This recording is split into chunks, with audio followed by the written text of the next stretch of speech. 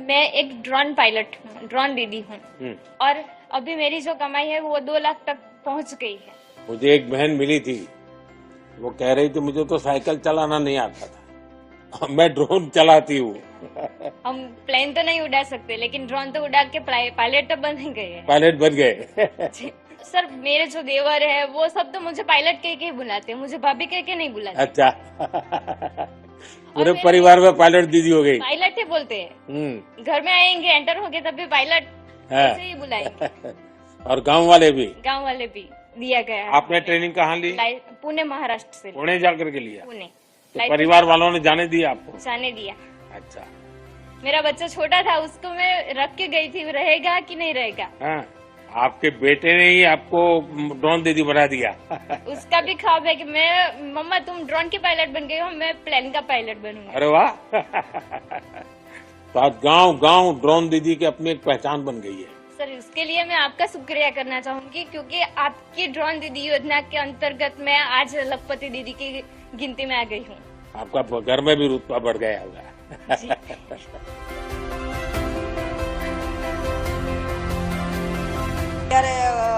ત્યારે મારા પાસે ખાલી 12 જ બહેનો હતી, 12 બહેનોથી સ્ટાર્ટ કર્યું હતું।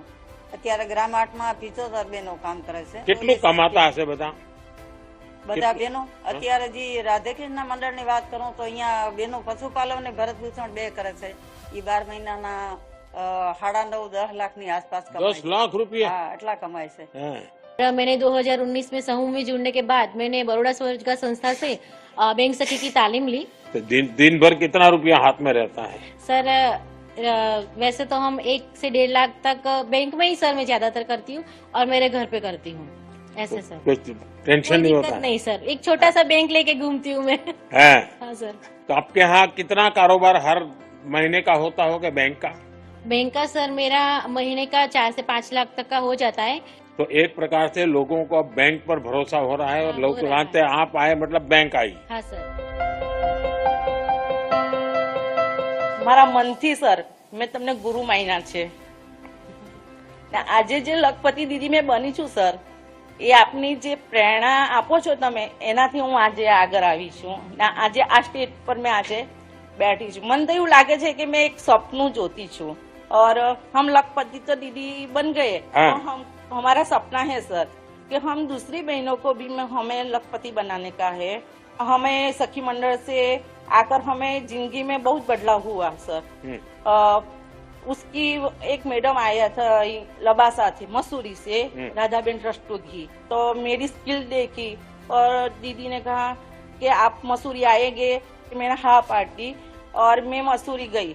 वहाँ पे एक बार मैंने गुजराती नाश्ता पर वहाँ का 50 किचन स्टाफ थे, उसको मैंने ट्रेनिंग दी। आप गुजराती में कहते हैं सर रोटला, तो वहाँ पे मैंने बाजरी जुआर सबका मैंने वहाँ रोटी सिखाई। और पर मुझे वहाँ की एक चीज बहुत अच्छी लगी, सब लोग मुझे ऐसे बुलाते थे रीटा बेन गुजरात से नरेंद्र मोदी साहब के वतन से आए हैं। तो मुझे इतना गौरव होता था कि मैं गुजरात की लेडीज हूँ, तो मुझे ऐसा गौरव मिल रहा है। ये मेरे सबसे बड़ा गौरव है। अब आप लोगों ने ऑनलाइन जो बिजनेस के मॉडल होते हैं उसमें आपको एंटर होना चाहिए। मैं सरकार को भी कहूंगा आपको मदद करें, इसको अपग्रेड करना चाहिए कि भाई हमने इतनी बहनों को जोड़ा, इतनी बहनें कमा रही हैं, ग्रास रूट लेवल पे कमा रही हैं। क्योंकि दुनिया में लोगों को पता चलना चाहिए कि भारत में महिलाएं सिर्फ घर काम करती हैं, जो कल्पना है ऐसा नहीं है। वो भारत की आर्थिक शक्ति बनी हुई है। भारत की आर्थिक स्थिति में बहुत बड़ा रोल अब ग्रामीण क्षेत्र की महिलाओं के द्वारा हो रहा है। दूसरा मैंने देखा है कि हमारी महिलाओं में टेक्नोलॉजी को तुरंत पकड़ दी। मेरा एक ड्रोन दीदी में मेरा अनुभव है, जिन दीदी को ड्रोन पायलट बनाने की ट्रेनिंग थी 3-4 दिन में ही उनको आ जाता था।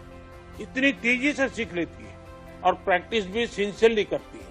हमारे यहाँ प्राकृतिक रूप से माताओं बहनों में संघर्ष करने का सामर्थ्य, सृजन करने का सामर्थ्य, संस्कार करने का सामर्थ्य संपत्ति पैदा करने का सामर्थ्य, यानी इतनी बड़ी ताकत है जिसका हम कोई हिसाब नहीं लगाता। मैं समझता हूं कि ये सामर्थ्य जो है वो देश को बहुत लाभ करेगा।